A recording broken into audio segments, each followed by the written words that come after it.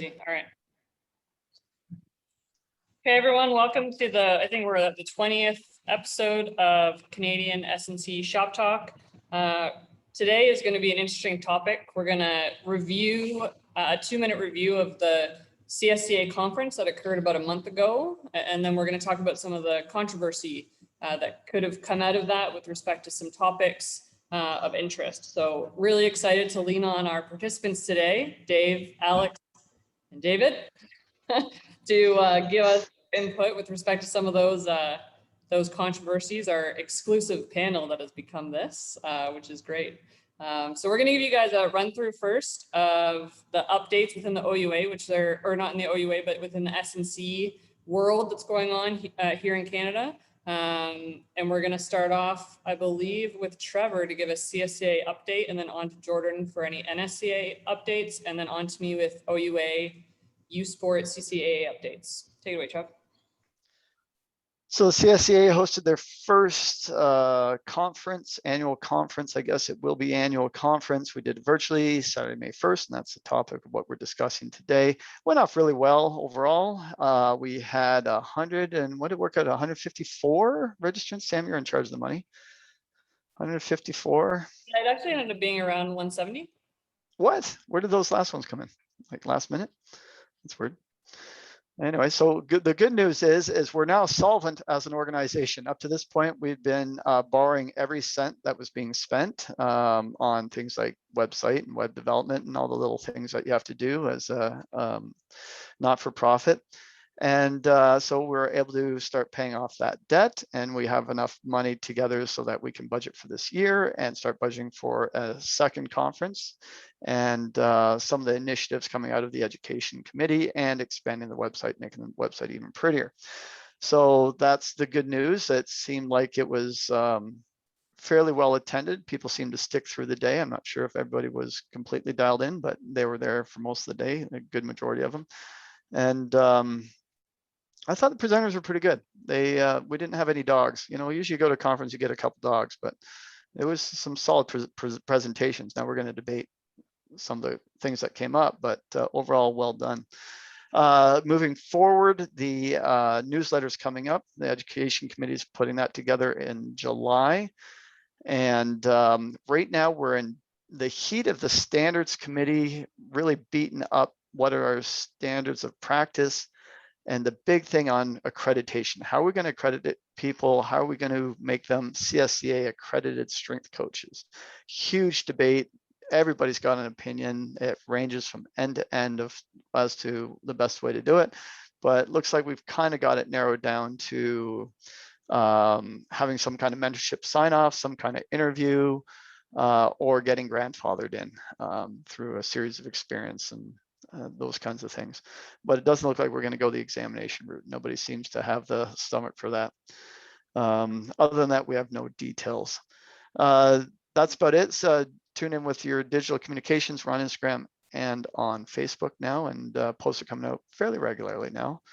We had a bit of a lull after the last conference, but they'll start picking up again with this next newsletter. I think that's it, unless I missed something.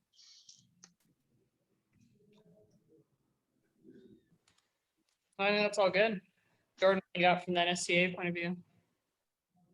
Nothing new with regard to the NSCA for us specifically in Canada. Did have some discussion with them after my presentation actually at the conference of them reaching out directly and wanting to know what they could do to support the Canadian community a little bit further, and then they stopped replying to me. So that's that. As far as the new sports science and performance scientist certification, still nothing new on that. They, from what I've heard from Dale, who's our provincial representative, they essentially can't agree on how to validate case study and problem-based examination, which for those of us that have worked in education, yep, very challenging and might be impossible to validate. So I'll believe that's online when I see the examination and we can go there, but anxiously awaiting. That's it from the NSCA. So with respect to the USPORT and the Canadian College Athletics Association. There's lots of things that have been occurring over the last month. And so we'll kind of recap a little bit from Can West, AUS, and the OUA, and then some stuff within the CCAA, because we haven't really talked about them for a bit of time. So Can West, some information from Joe out there. There's a first draft for the fall season was put out last week. There's a bit of a mixed bag as is expected with respect to sport coaches being happy with the schedule or not happy with the schedule. The approach seemed pretty cautious according to Joe, and they've included buffer weekends, which is something that the OUA hasn't done, which differ than a bye, and they're meant to be used to make up for the COVID related issues. Again, not sure how the OUA has decided to do that because that's not part of it as far as I'm aware with the update that was given to me. On the West, they also, which is different from us, start phasing in contact as of last week. So they're way ahead of the game with respect to being able to actually physically touch individuals in gameplay and in practice. So that's, that competitive advantage that we talked about. And so right now they're also allowed 50 on the field. So they can have 50 people outside. So again, right now in Ontario, for all you guys that know this, we can have 10 outside for 21 days, and then we'll see how that goes. And it's 25, and then we don't really know what the future holds. So we'll see how that goes. With respect to the AUS, they're scheduled to begin fall camps on August 20th at the earliest, but it will most likely be the weekend of the 27th. Looks like they're going to do shortened schedule for football, but all of their sports are the same. There's still not a lot back in their weight rooms at the moment, though, but hope to have those restrictions lifted in the next couple of weeks. And then we move into the way where we moved from a provincial color scheme. And then about 3 weeks ago, we've now moved into a phase scheme. So very different. All the universities were preparing for this color scheme approach and then had to kind of pivot because we are now in a phased approach. So they started planning and having annual meetings, the USPORT hosting annual meetings this week. OUA is planning on having a competitive season this fall. So for our fall sports, they can start September 2nd. With respect to training camp, our winter sports isn't until September 13th. They've also formed 2 recovery committees. So the OUA had created a recovery committee that was part of a couple heads in each area of discipline, met every week. And now they've kind of expanded to try and get some input from specific disciplines. So one of them is medical, to oversee screening, vaccinations, implementation of the rapid antigen testing where feasible and if needed. And that's really dependent on the vaccination rate. And then the other piece is performance directors and S&C coaches. So they're asking us to advise on load monitoring and time on task volume periodization plans leading into that shortened training camp period. And so it's interesting because, you know, the schedule is already out there.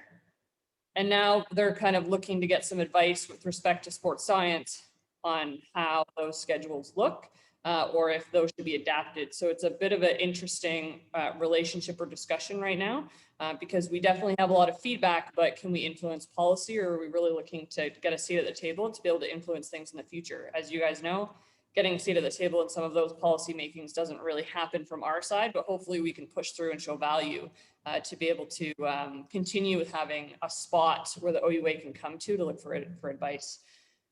So we're opening, the OUA can all open as of today with respect to outdoor training, but we will not be allowed to open indoors until the phase 3, which at the earliest looks to be the 26th of July.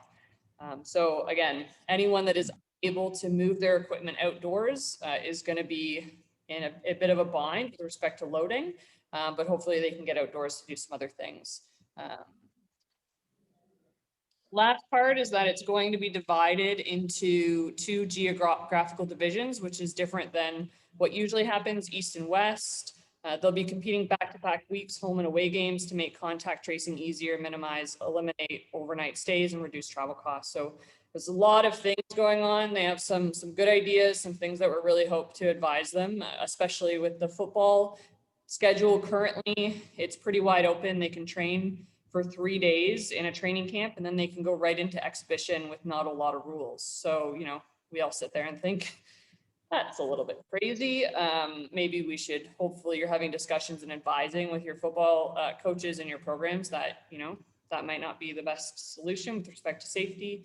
But that's the decision that has been made so far. So a couple things that hopefully we're all having discussions with our coaches to make sure that we're a little bit safe when we return and we're making smart choices. So the last piece is just some job postings that are occurring here in Ontario. So the University of Guelph just posted their head strength and conditioning position. It's a position for a year. And then I guess the university is going to look to make some decisions with respect to where they're going with their direction because Josh is leaving.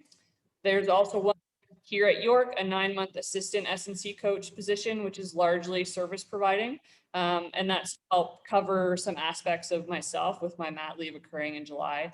And then Carleton just posted a sports science director position as well. So there's lots of moving pieces happening right now. So make sure you guys check some of those links to pass on to your networks. So Sam, why can't you guys go indoors in stage 2? Because it's allowing for indoor training for amateur and high performance athletes, you know? Yeah, so as of right now, there hasn't been a decision with USPORT or the OUA or the provincial government that the university USPORT is actually high performance. So no one's kind of come to the table and said that they are looked at under those provisions.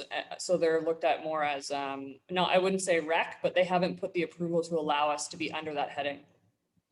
So according to what I've read, if you're in a PSO, it's similar to last year, you can start training before everybody else. So the same thing, they just can't convince people that you're at that level.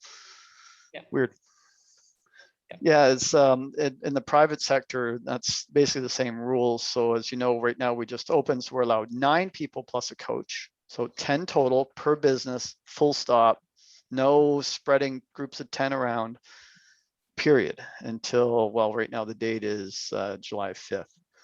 And then stage 2, then you can move, like it says, the PSOs can come inside, high performance can be inside. Fitness outside expands. What's the actual number here? Outdoor fitness is 25. Yeah, 3-meter distance. And then obviously stage 3, which who knows when that'll happen, might be the 26th of July. Then it's indoor with some kind of restrictions. Nobody knows. So the last Sam, part. Oh yeah, go ahead, Jordan. if what are the restrictions on the 10? If I'm working at York, me, Dave, and Alex are working at York, can I train 10 guys in the end zone and Dave can train 10 at midfield and Alex can train 10 in the other end zone?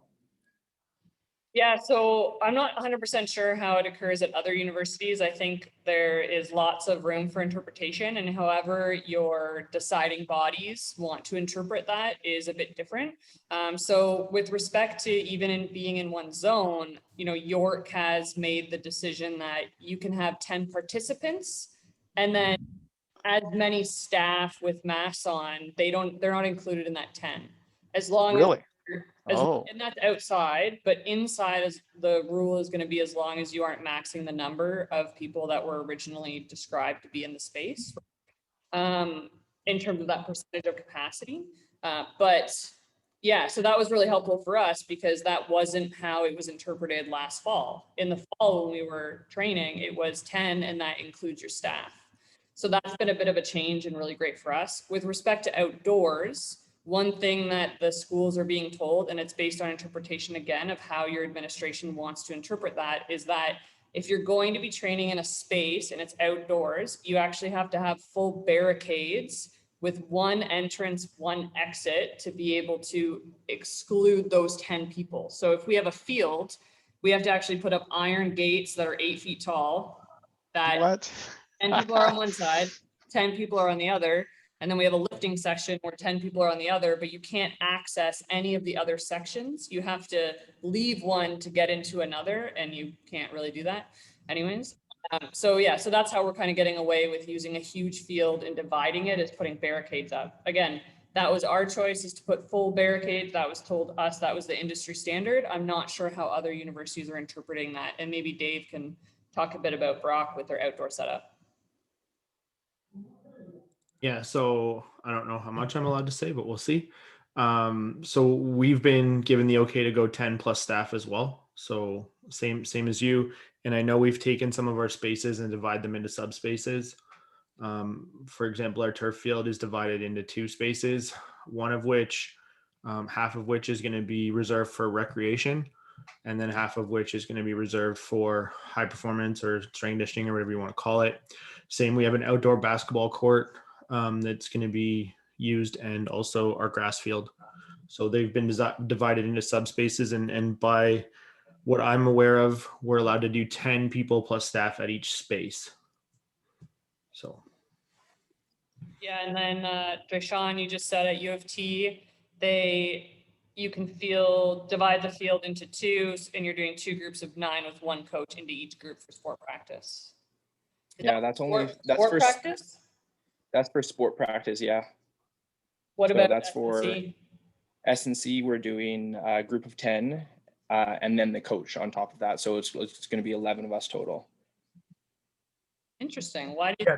It's riskier during sport, you know. Interesting. I don't know. Have any of you looked at the camp rules? Are you familiar with the summer camps? Yeah, so for youth camps can run, and it's pretty loose and lots of ambiguity there, but basically you can have cohorts up to 20. Outdoors, unlimited number of cohorts as long as they can be 2 meters apart. Go figure. So you have thousands of kids as long as the cohorts are 2 meters apart. Not sure how that works. In inclement weather, you can bring them indoors. They must wear masks and maintain cohorts and maintain 2 meters distance. And then there's all the cleaning if there's crossover, but it's pretty easy. And what it means is that you can actually train youth in a camp indoors before the adults can come in. So, they have to wear masks, not great, but it opens up for programming for those who are doing youth programming. So that can start July 5th, and who knows, they may move it up to June 28th even, who knows. So that's a little loophole there, it seems. Call it a camp. So call it a camp. We should train all of our athletes we're running a camp. Mm-hmm.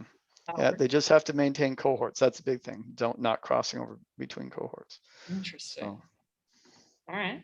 Yeah, there you go. Well, so the other job posting piece that I didn't mention is that University of Guelph also posted their assistant position. It is also a temp for a year. Again, like I said, seems like they're looking to determine what they want to do after that, or maybe there's a rejig of a reorg. So we'll look to see how that washes out. And then the CCAA. So they haven't come out with any public statement as of yet. They had meetings this week. It's different than the USPORTs in that only their regional representatives attend. So athletic directors won't get an update for another week or 2. As far as they know, they're planning on a championship, a national championship this fall, and with some restrictions, so no banquets, for example, and a reduced number of games. Pretty similar to the statements that came out with USPORT as well. The OCAA, though, recently came out with a public statement the same day as the OUA, which they're really hopeful for the season, but they don't have any schedules or anything up. Everything's really up in the air. So with respect to input, a lot of the ADs in the OCAA feel like there's a lot of flexibility right now. So there's not a lot of decisions being made on jobs or anything like that. So a little bit more behind than USPORT and the OUA, but so it'll be interesting to see how they move forward.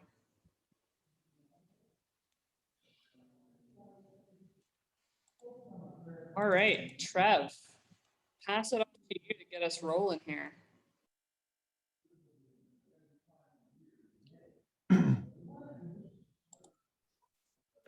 Yeah, so on to the conference. So we host this conference, and like I said, it went pretty good. We're pretty happy with it. Sheldon busted his butt and got all the communications down. We didn't have any Zoom glitches, really. We had backup upon backup, even if that happened. So yeah, Sheldon's great at managing those kinds of events and taking care of the details.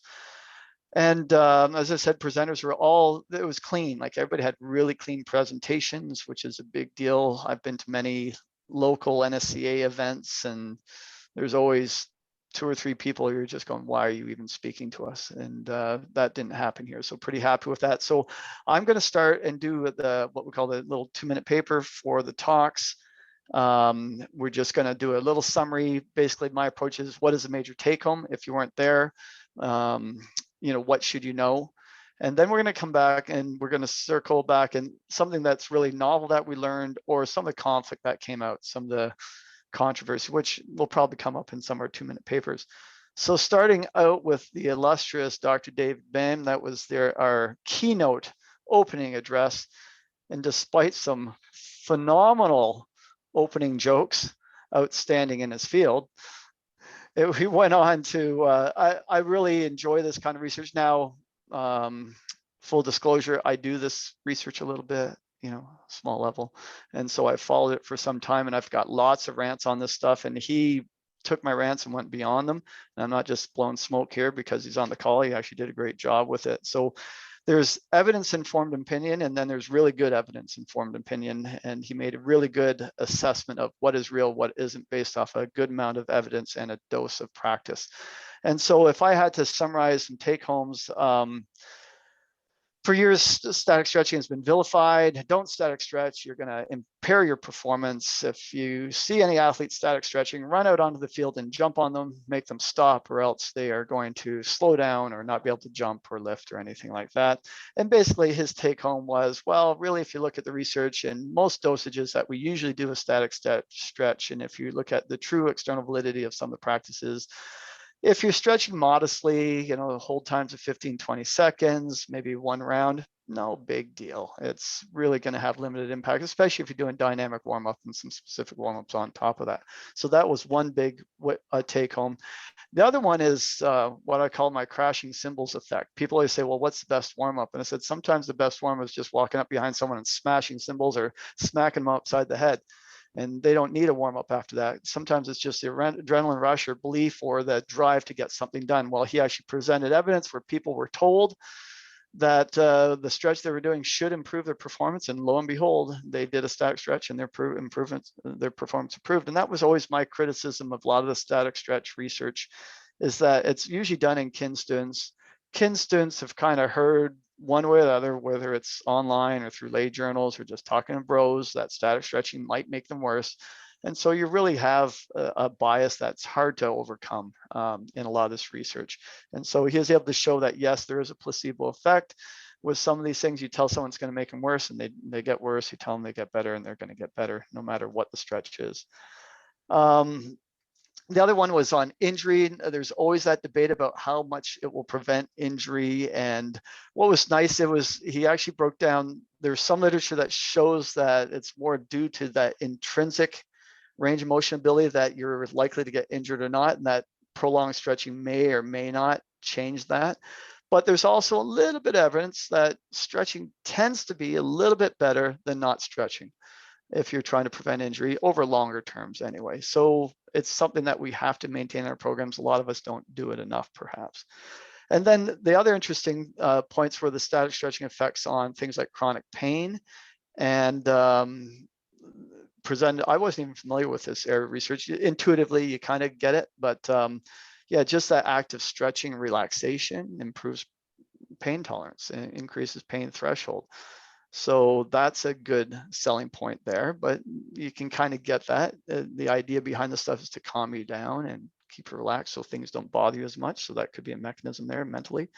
And then what was also interesting, I wasn't familiar with that research, was local stretching having global effects. So stretching, if you can only stretch a couple body parts and then it transfers over to other body parts, a lot of people aren't very familiar with that. So I thought that was some great take homes, 5 good take homes there for the Bain paper. Good job.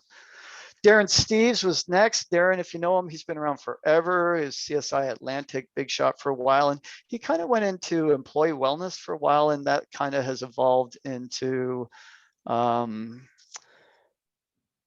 do we call it? Motivational speaking almost, I guess, is the classification for that. So he goes around and does, he has this company, Q Life, where they basically help people and companies and teams merge, congeal, and have common purpose and themes in what they're trying to do. The idea being is that if people haven't carefully identified what their own purpose, values, and missions are, it's hard for them to fit into a corporation which may have very different purpose, values, and missions. And so he overviewed, how to establish what your purpose is, how to think through your vision, and then how do you align vision between individuals and within a team, within a company, that kind of thing, to make sure you're on the track together. Liked his Mentee. I've never used Mentee before. He did a Mentee app. So that was instant feedback where you could put feedback in and it instantly rank them real time. So I thought that was a great use, and I'm excited that that worked, because sometimes at conferences, that's when they don't work. And the big thing is it all seems really good. That stuff sounds good. It sounds like you're doing the right thing, mind-body connection, getting to know yourself, part of anxiety and stress relief and that kind of thing, knowing your purpose. But what values need to be shared and what don't for a company to be successful or a team to be successful? Because you're never going to get a team of 80 athletes having the same values. It just doesn't happen. So what are the values, and how do you identify which values you need in order to congeal your team?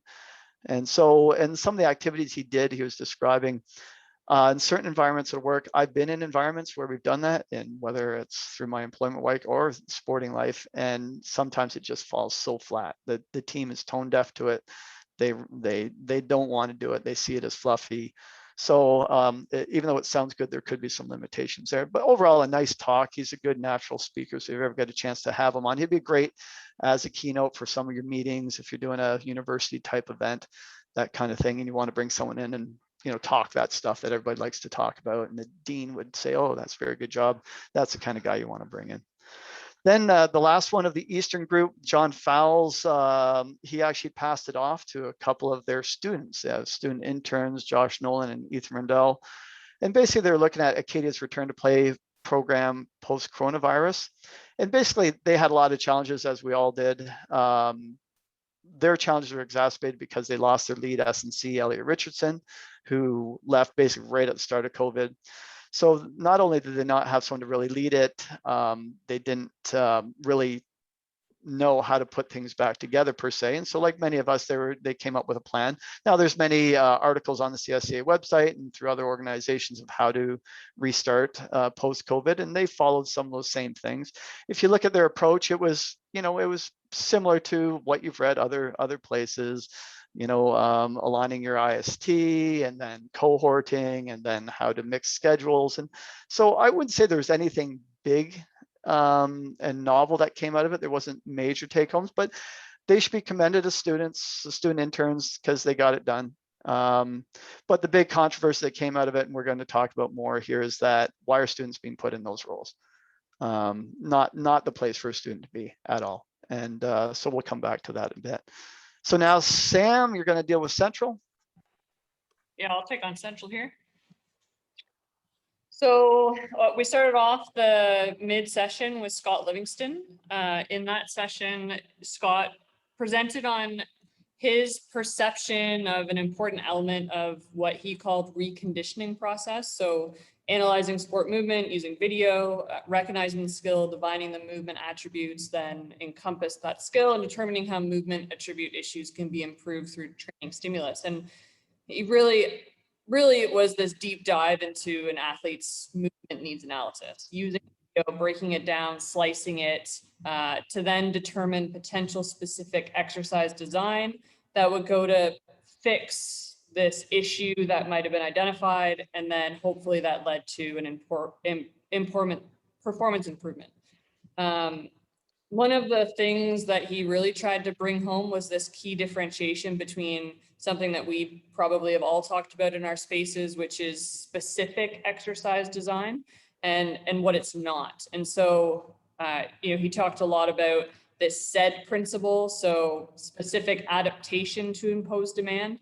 So can I impose a demand stimulus that challenges the capability or capacity of a movement attribute or group of attributes such that that specific attribute or movement strategy becomes more robust? As a aside to what people typically do, which is, standing on unstable surfaces while having TheraBands attached to your hand and performing a swing movement. And so trying to differentiate between those two of what is and what isn't was kind of part of his goal. And then at the end, it was a little bit rushed just because we were running out of time, but he was trying to share some of the ways that he would break down. If this was something that you saw in this plane of movement, we would maybe implement this type of exercise that hopefully imposes a positive demand instead of being what is typically looked at as a specific sport exercise. So one of the big debates within this presentation and then following Ed's, which we'll get into a little bit as well, is this idea of determining and assessing what is a bad movement and what is good, and how we can get down a bit of a rabbit hole and who's to say what that movement is or isn't that actually makes them great, and how far down this rabbit hole are we going to go to break things down of saying this is bad or this is good. So that's one of the topics that we're going to discuss at the end.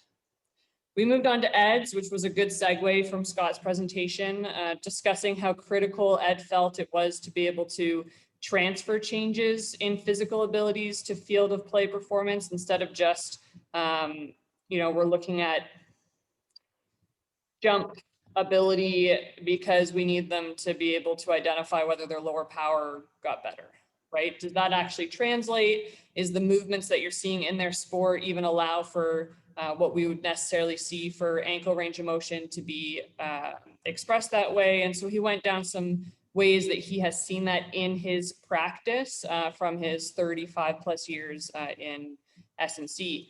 He showed a few examples where he felt traditional jumping evaluation for a measurement of that lower body power or squatting, deadlift maxes had no place in showing any differences in specialized sports, and then challenging this idea that we need to further think outside the box when it comes to evaluating our athletes and how we work with them, which is great. One of the issues that we're going to talk about is that common question and theme that kept coming back for Scott and Ed was regarding coaches who don't have access to those resources, time, technology, and sports science teams available to them to deep dive into the off the beaten path metrics. And that other piece of, can we take that information that they might be using and then put it into sub-elite? They're working with the elite to the top of the top. How can we actually make that translation that instead of those that are working with youth or provincial programs, instead of saying you can't be looking at squat metrics or deadlift metrics, you need to be looking a little bit more specific. Does that actually relate, right? Is there a connection there? And so there's lots of questions surrounding that, which we're gonna dive into after this 2-minute paper here. Then we moved on to Jordan, and Jordan presented his master survey results, the information about the demographic characteristics of SNC coaches in Canada. It was really, really, really interesting. Like he said, the NSCA even contacted him to say, well, hold on, like this is a lot of really good information that we might want to use to connect better with our Canadian SNC coaches. And, he talked a little bit about that at the beginning and it died off a little bit, but the reality is that Jordan's really unlocked some good information that can help us be able to identify where we're going or where we should be going or where we could be going and based on where we are right now. And so some of the most interesting results from that survey was that hands down, education and certification matter. Experts had the higher education, longer tenures, and higher salaries. So if you're getting into the industry, that's something that you want to look into, right? You need to be able to identify that education is really important for you moving up in the ranks. Majority of the work was actually done in the private sector. So looking at where your job titles sit, a lot of it was in that private sector. So with respect to trying to build relationships with areas that matter, we can't just be focusing on OUA or USPORT or those different things. Private is actually takes up most of our toll. Some of the self-disclosed salary ranges and job titles were all over the place. People calling themselves directors of sports science making $20,000 a year, and then the same would make $120,000, right? So where's the mess here? Like, why are we missing this? Why is that happening? And then with the respect to where people want to go. So you're an SNC coach. We talked about this a couple episodes ago with respect to that kind of midlife crisis. Like, you can't necessarily be an SNC coach on the floor up until you're, 50 or 60 years old. What's your strategy of moving or diversifying or what that looks like? because life changes, right? Your ability to do that changes. And so 30% of everyone that responded said that their goal of what they were going to do, they knew they were going to move into administration, but there's no jobs there, right? So it opens up this question of, why do you think that that's going to be a role for you? You know, where are those roles going to come from? And so those started to ask some really good questions that the CSCA, you know, hopefully takes a lot of that information and starts to build on, you know, what does that mean for them with respect to creating standards or building stakeholders and relationships to provide value for S&C, to maybe identify where S&C coaches can go once they're kind of past that potential of just on-floor coaching. So lots of really cool things that came from Jordan's conversation.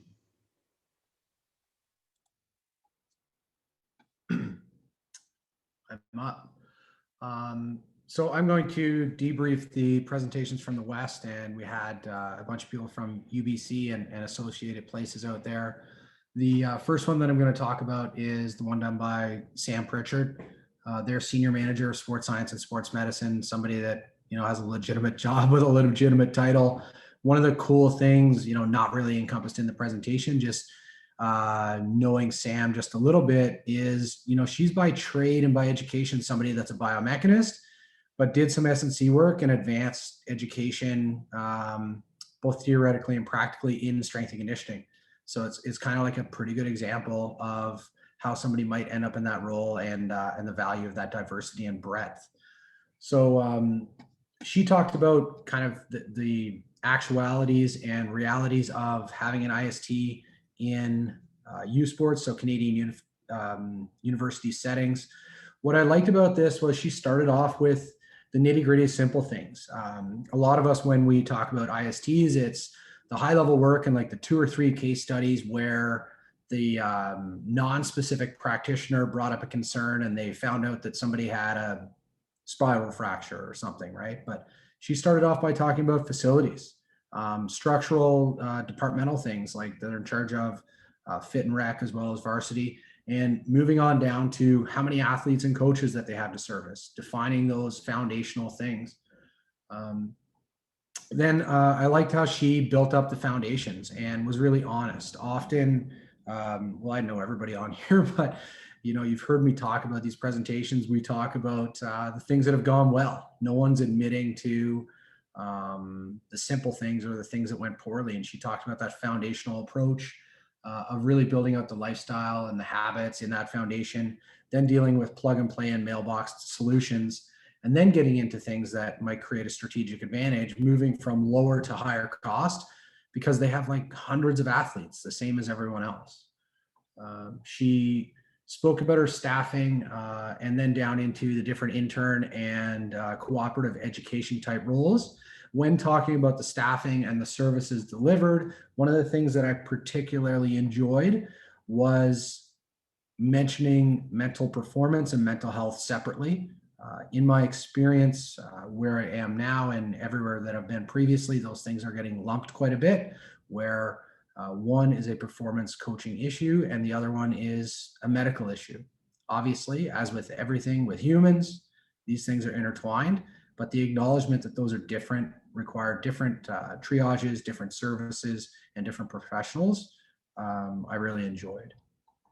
And to cap off their presentation, they talked about a female athlete health project and just surrounding the importance of looking at female athletes, the interaction of their menstrual cycles, other issues that would be unique to female versus male athletes, understanding that landscape, what they can do in the short term, and then how to determine a long-term plan so that this is something that athletes and coaches and support staff are actually talking about and addressing, rather than it being left not dealt with.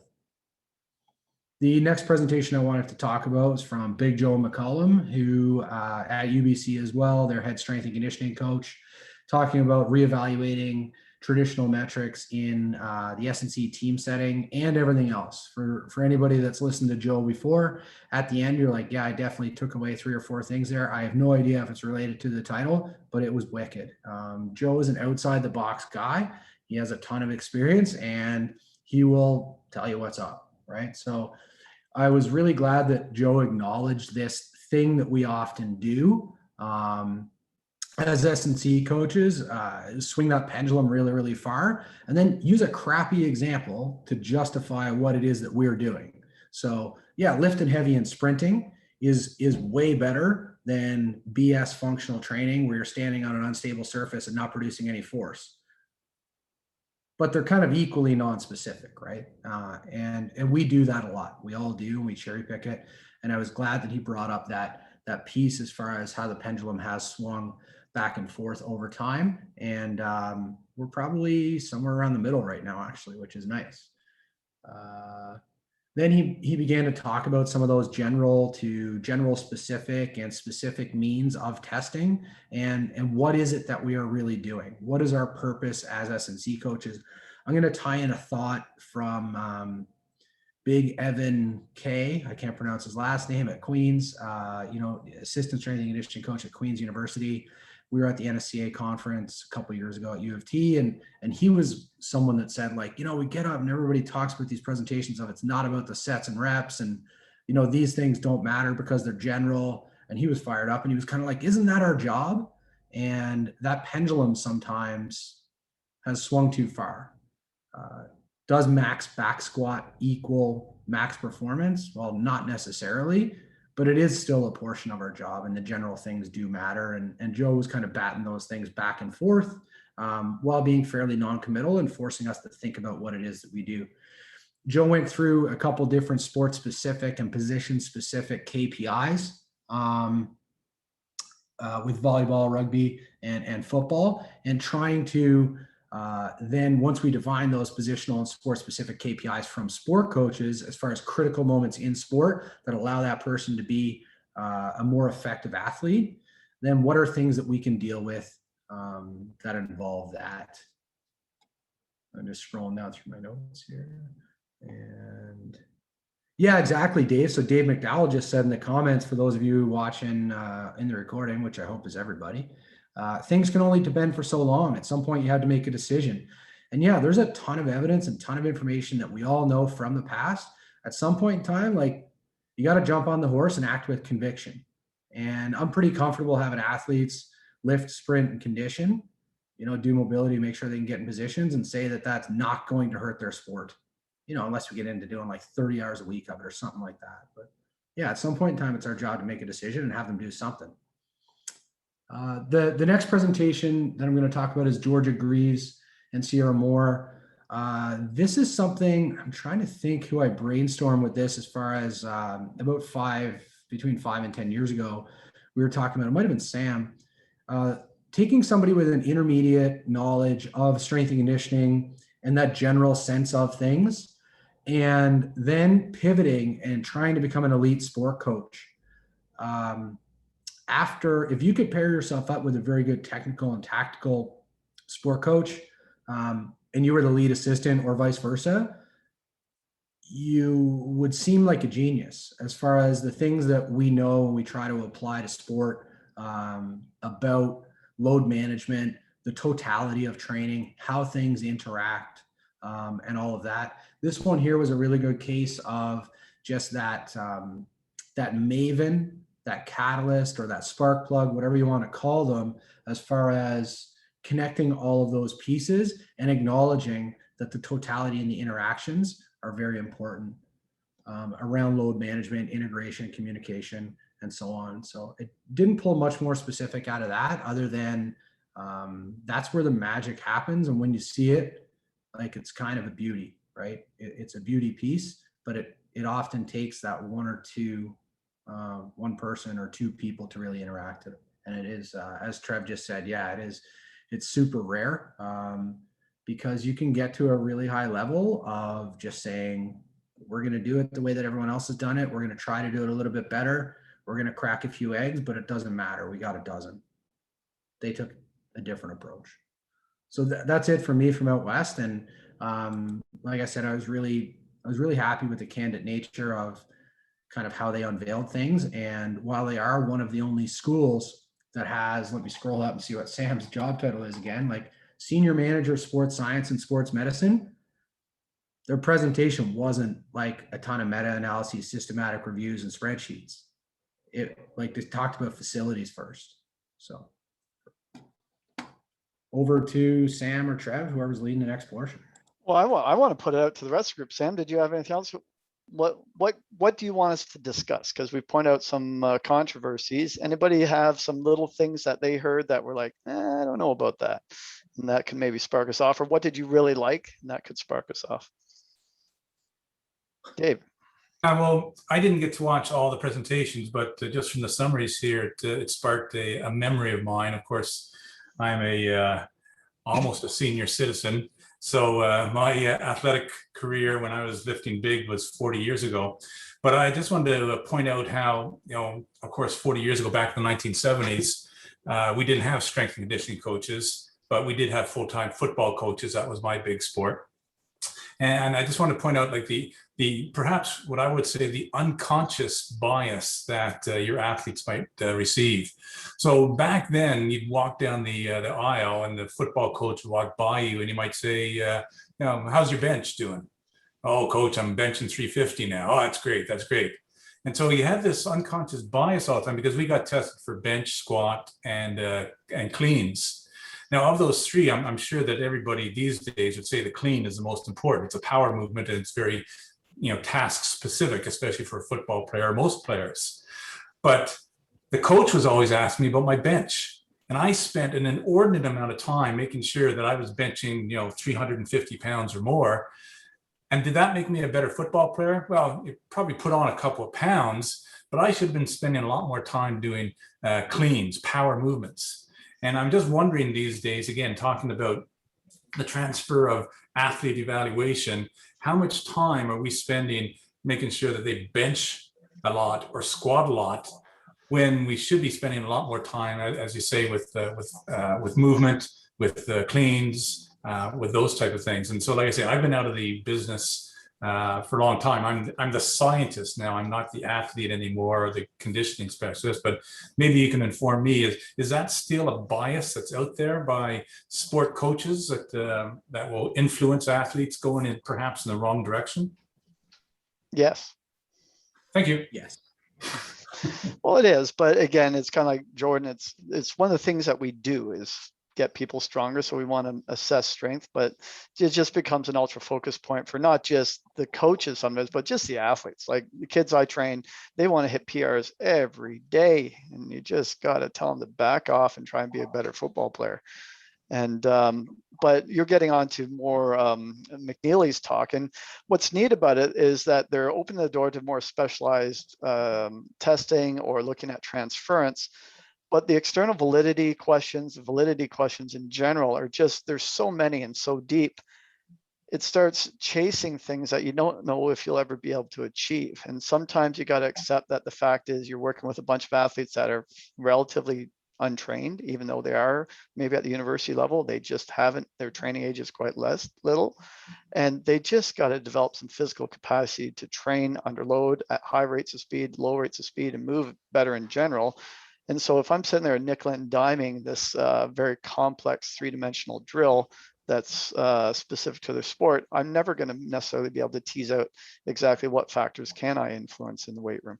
So sometimes you got to accept the fact that your job is to make them run faster, jump higher, get stronger, tolerate load, and just move better, and then put them on the field, and hopefully the coach can transfer that over. Dave, looks like you were going to say something. Hopefully agreeing with me, but yeah, I was agreeing with you. It's hard to measure a lot of these things. Like it's hard to measure performance in a sport when it's a very dynamic kind of thing. Like there's a lot of things that can go either way. Your competition, the field, whatever else, equipment. And then one of the number one things that we have to remember is like confidence is something that we're building in the weight room, regardless.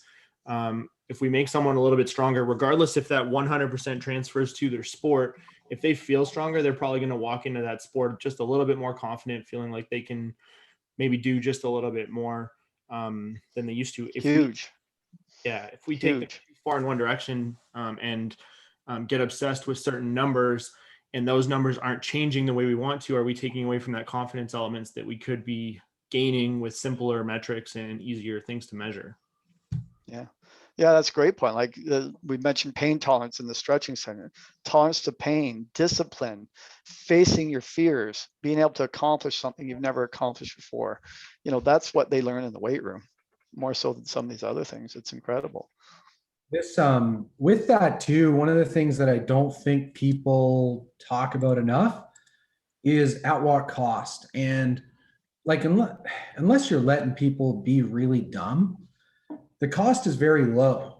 And you don't need to train that much to improve these things. I've used this example before, and it's going to be wicked cool now because the guy that I'm talking about is on the call. I trained a high school athlete. There's only one guy in here that I trained when he was in high school. Like I couldn't have trained him less. We lifted 2 times a week. I was always like, nope, 10 or 20 pounds a week. And that's all I let him do because it's all he needed to do. He ended up squatting, like he weighed 180 pounds. It's Alex Malone for everyone that can't catch. He weighed 180 pounds. He squatted 470, 465 in high school. He was our best player. Deadlifted over 500, benched 285 or something like that. And when you tested at U of T, you probably ran a 4.6 or a 4.7. You were OUA Rookie of the Year, were you not? All these things. My point here is not what Alex is capable of because of his genetics and his work ethic. My point is we trained for like 2.5 hours a week. And it probably made him confident. It was 2.5 hours a week where him and his teammates were developing a relationship, working towards shared goals. That might be all that matters. It might be all that. What else do you want them to do? Like even like athletes, as far as from a strictly S&C perspective, the most I've ever trained athletes is like 8 hours a week when I worked at University of Guelph football. And that might have seemed like a lot, but it's like 8 hours. There's 168 hours in the week. Like some of those guys were working 12 hours physical labor at the same time. Like what else? What else do you want them to do? That's going to make them either I'm even going to say maybe even if it makes them marginally worse or stays the same or marginally better, almost anything else they're going to do in that 8 hours is going to make them worse. Guys I worked with at Guelph would have.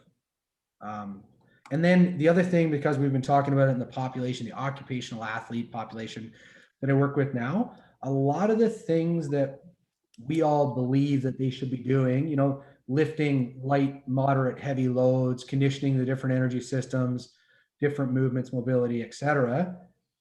A lot of it is just counteracting aging as well, right? Like, because if you're not doing something to maintain muscle mass, maintain function, it's only going to go down. And if it's athletes that we're working with for 2 years, 4 years, 6 years, 8 years, whatever, a lot of the people that I work with are in their 30s and 40s, and orthopedically they present like in their 30s, like they're in their 50s. So they're like, well, how strong do I need to be? It's like, well, you can maintain function doing those strength-based, movement-based, mobility-based tasks and maintain fitness, working out 3 to 5 hours a week, 40 weeks of the year. You're going to be better off 10 years from now than if you did not. So, yes, I was just about to reminisce on my initial time in the gym with Foley, and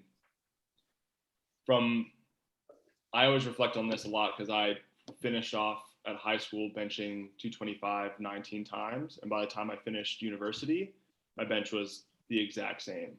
But that's always what the coach was asking me about. And as an athlete, it's sort of a source of pride for you. Like, first time I ever squatted was with Jordan, and then all of a sudden I'm running faster, I'm moving better. And then you sort of associate all this boost in athleticism with one specific catalyst instead of understanding sort of what those tools are for.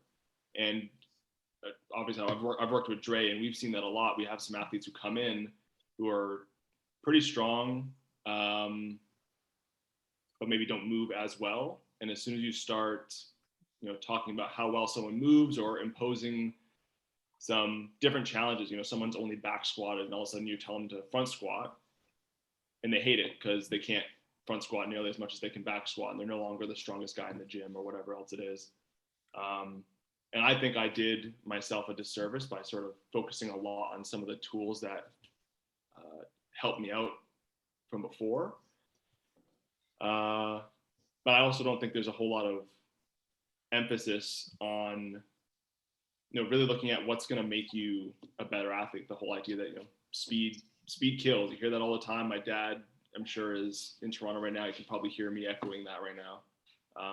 Just finding out what those key determinants of your athletic ability are. And a lot of the stuff that we did at U of T before I left was a lot of just returning to basics, like how well can you squat, and reflecting on the Olympic weightlifting course with Trevor. A lot of it's just how well are you able to maintain that center of pressure in your foot, because some people can squat a decent amount, but they are sort of all over the place. And now, it doesn't have to be a perfect squat, no, but if you change the loads a couple different ways, maybe do an overhead squat and challenge your body in a couple different ways, it teaches your body to attune to different demands, and that can transfer pretty well. But I always see the fancy Instagram videos of someone squatting a decent amount of weight on a full Bosu ball, with someone throwing different tennis balls at them and they're catching and throwing it back, which is, hey, I think there's a time and place to add some creativity.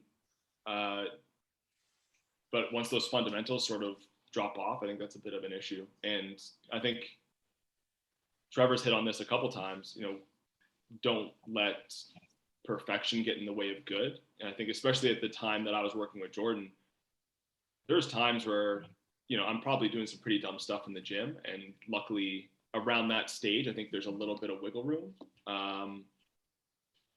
because you can't baby those athletes at that point in time, because when they're out in the field, there's someone who's going to be twice my size coming at me at the speed of light, and they're not going to be worrying about whether or not I'm ready for this hit. And sort of tying into that mobility piece, I think some of the athletes that I've worked with at the start of university, they have this idea of what strength is, or specific strength is. And, how much does your bench press really matter if you're the slowest person on the field? We've had, I think some of the best athletes we've had out of U of T do not perform very well on some of the combine metrics, but they're I would say objectively really good athletes. And to the mobility piece, I think that's a huge component that athletes don't concern themselves with enough. And they think it sort of detracts away from the general training program. Like, okay, you've got an hour to work out. Why would I waste my time doing 30 minutes of mobility? It's like, well, who said you have to do 30 minutes of it? Like, if you're training well and you're going through deeper range of motions under load, you're going to get more mobile, and you're going to use some active strength with that. So I thought it was great to hear David's talk at the start of the conference. I was cooking pancakes with my girlfriend, and she was like, "Oh, this is actually some of the stuff you were mentioning before." I'm like, "Yeah, I'm not insane when I talk about some of this stuff."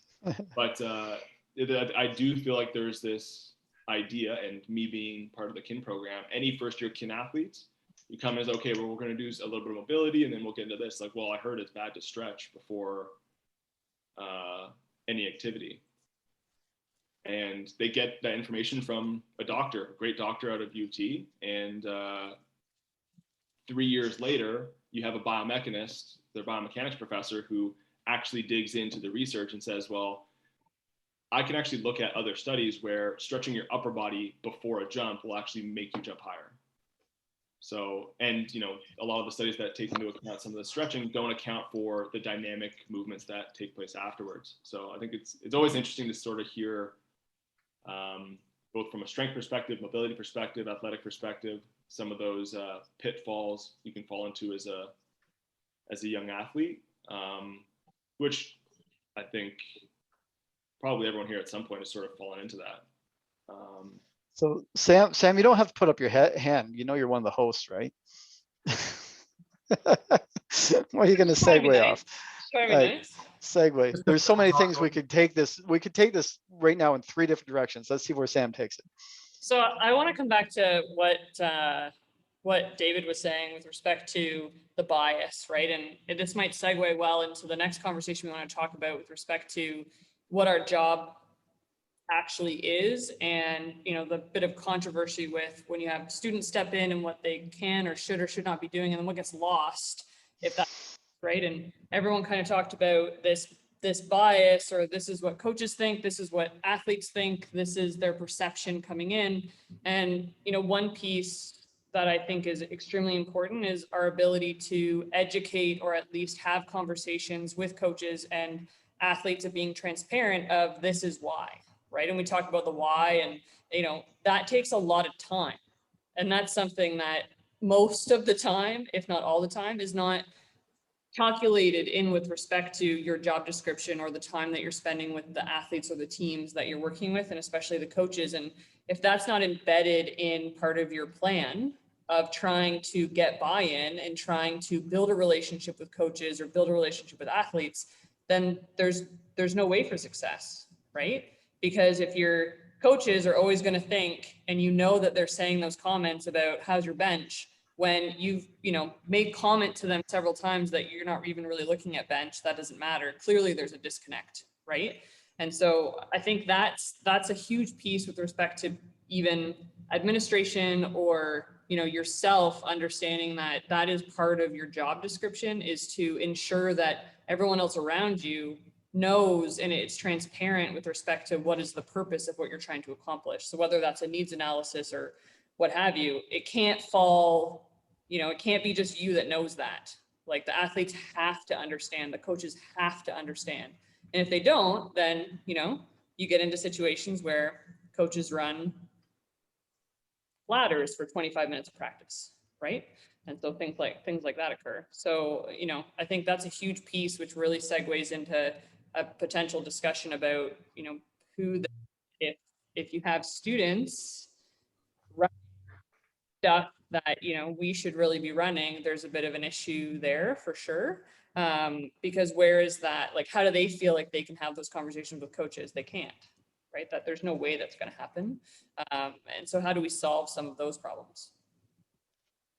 So you want to go there, do you? Jordan, go there. Go there, Jordan. Well, yeah, I'll make a small point on that. One of the things that grinds my gears, let's use that term, as well, is like, then what gets lost in translation is, well, it doesn't matter. And then you're like, well, like even if you're spending 10 minutes a week on your bench press and you're a 250-pound dude, like, you don't care and you're not trying if you're not doing 225 for 10 or whatever, right? Like, I just made that number up. But that's the other thing too, like, that people sometimes think about as far as standards. And while, like, I don't think that everybody needs to be crazy strong, we always have this, I guess we're going down this road. We have this conversation about what is strong enough. And it's like, not crazy strong, not strong enough that you need to follow a powerlifting program and become a big fat dude that can't walk or can't cross his knees over, but it's a lot stronger than what you think it is. So, like, as an example, like, Alex Malone was strong enough when he finished high school to be an OUA All-Star. And then he could have switched on to a variety of other things as far as where he put his time, energy, and focus. Some receiver, Alex was a running back. I'm trying to think. We didn't have any lazy running backs when I worked in university football, but I had a bunch of lazy receivers. I won't tell any other names, but they thought it was like, well, I shouldn't be lifting heavy because it's going to slow me down. It's like, dude, like, you're squatting 185 for 5. There's a big difference between time and energy going in towards 2 times body weight squat, whatever we want to think that is, or 400 Newton isometric mid thigh pull, or 4,000, sorry. And, or like 185 pound barbell back squat. And if you're going to do something for 10 minutes, 20 minutes in a week within training sessions, and you're not improving at it, maybe don't do it at all. Right. So that's, I've seen that a lot of times too, because earlier on in my career, for sure, well, for good reason, more so than anything, like, I know I was criticized about the focus on strength, and it's, yeah, do you need to be a power lifter? No. Should you waste your time at 135 on the bar? No, as well. Is the truth somewhere in between? Yeah, absolutely. Well, you didn't take the bait at all. I thought you were going to go down the other route, but hey. What route are we talking? I'd rather talk about the role of students and ISTs if we're going. I know, that's where I thought you were I going to go. tried to lead you there, Jordan. I know. Lead you there. Take the Okay, hint.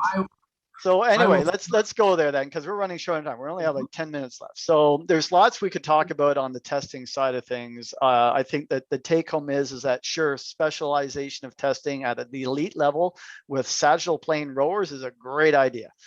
Can you do it with wrestling? I don't know. And similar with Scott Livingston's talk, where you should break it down. I like Scott's his real, ideal, necessary, desired movement. I thought if you haven't gone back and reviewed that slide, review that, because I do that all the time with Olympic lifting. What is their actual movement? What would you like them to do? And can you even get them there? Do you want to get them there? Anyway, but again, you're dealing with the minutiae here, and most of us aren't dealing with minutiae. We're dealing with just let them get into the weight room and do something, especially post-COVID. But now let's go into this Acadia situation. So now we're dealing with return to play program post-COVID with regulations out the wazoo, liability through the roof, the ability to appear on the Toronto Star with one little mistake, talking about how you're killing people. And we put it in charge of student interns. Jordan, what do you think of that, man? What, like John Fowles, he does such a great job of getting everybody on board and working together and integrating, but wow, that sucks. I feel bad for them. Yeah, I mean, I was pretty fired up when I saw that, and I'll be transparent. I'm a transparent guy. The decisions and actions in those things cannot be on the ones that serve to benefit from the experience, right? It's the same as jobs that pay terribly. The person that needs a job is not going to say, I'm not taking this job because it pays 30K. They're going to take it, be happy to do it, and take the next one that pays 35 and 40 and so on. The same as the students. Like, I would be drooling over that in fourth year university. As a result, fail all my courses and probably not even graduate. Like, that would have been my style. Not advisable, but they ran with it and did an excellent job. I don't know the details of it, but that's where those of us that are established in the profession, those of us that are in academic positions saying, this is not an appropriate learning environment for developmental coaches. And then get into the details surrounding, like, what are best practices, and not even that, like the standard in practice. So if something were to happen in a weight room setting where there was no one certified, no one with a degree, no one with 3 to 5 years experience, as an example, and you look across and the standards of practice at all other universities have someone overseeing the training in that setting that has those qualifications, then you're that one person that, or one organization that has decided to stand out. And the burden of proof is going to be on you that you met due diligence. So there's the legal piece. And then there's also the piece of, like, this one seemed like it worked out fine, because the alternative might have been the athletes really not getting any training, but they gave their administration an easy way out too, of saying, like, hey, we have this solution for you.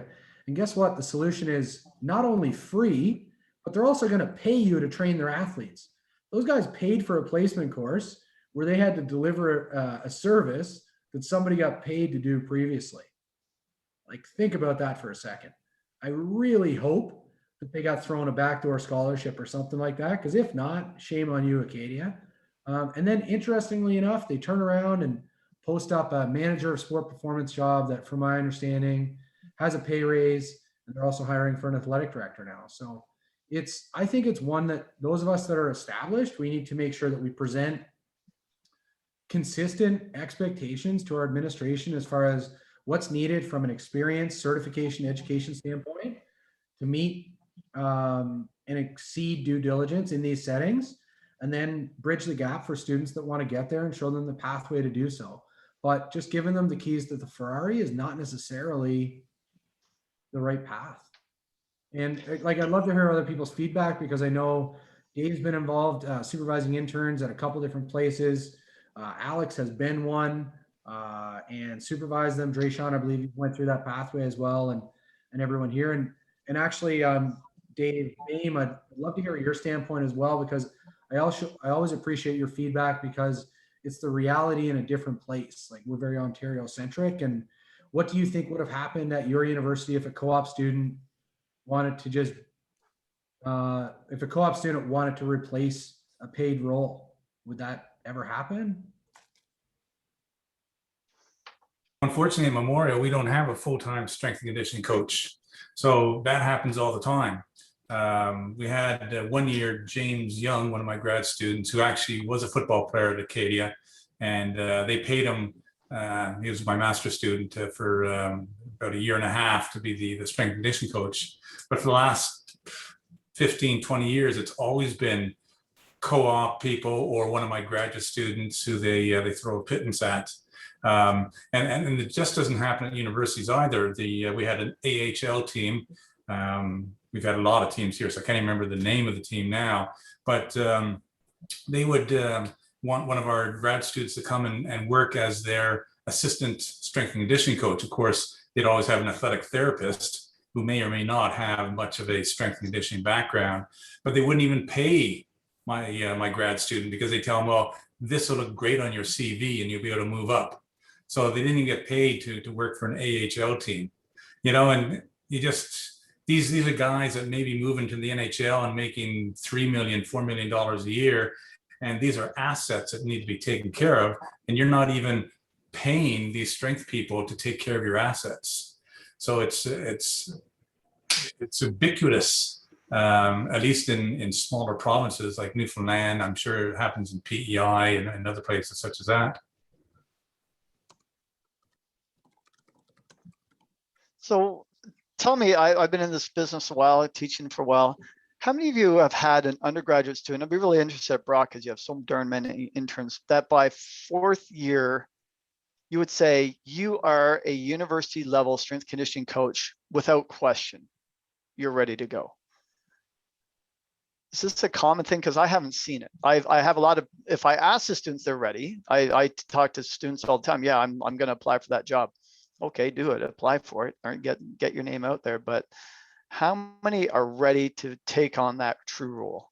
Because I'll tell you, I had an intense debate just 2 weeks ago with a very well-established head strength conditioning coach who said that what we do is no different than what personal trainers do, and that we really don't need any academics. We just need a little bit of training and mentorship, and we're good to go. Be honest, Dave? I guess that depends how good your training mentorship was, but I think that's a very slippery slope. I mean, we obviously go through a lot. We have a pretty extensive internship program, and I would say like upwards of 90% of our interns don't even become strength coaches. They would become other healthcare practitioners and just with an exercise prescription background based on our internship curriculum. But like maybe 1 to 2 every couple of years that I would even think could apply to some of those roles.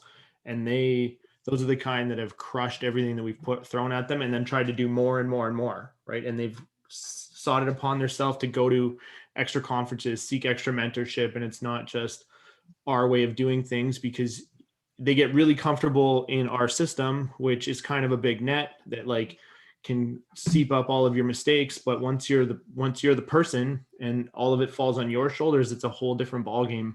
So we do have a couple of opportunities where with a little bit of membership, they are titled the lead strength coach, if you will, for some of our club sports, with the understanding that one of us can kind of bail them out of anything that kind of happens. But we try to give them the opportunity to be in the coaches meetings with that coach, to book their own facilities, all of those things. And we just sort of lay the breadcrumbs down for them to gain that sort of experience, but definitely nothing where I would say now you're the guy or the girl, go ahead and do it. Dave, you gonna have it? Yeah, I'd like to integrate what we're talking about right now with what Jordan had talked about in his presentation. He was talking about the importance of education. But across Canada, from my knowledge, we do not have many programs that specialize in strength conditioning.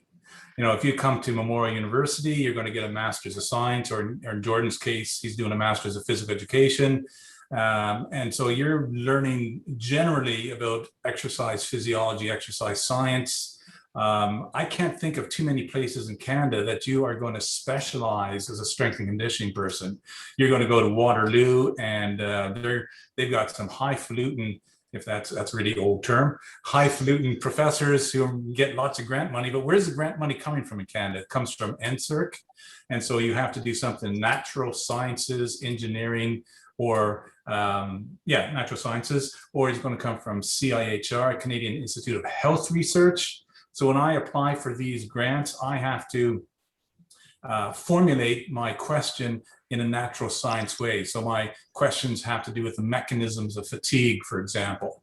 And then on the side, because I don't get money for this research, I'll do some stretch research. I'll do some stability resistance training research. I'll do some foam rolling research, but it's always on the side because my money comes from NSERC, and they don't want me to look at foam rollers. That's not what NSERC wants you to do.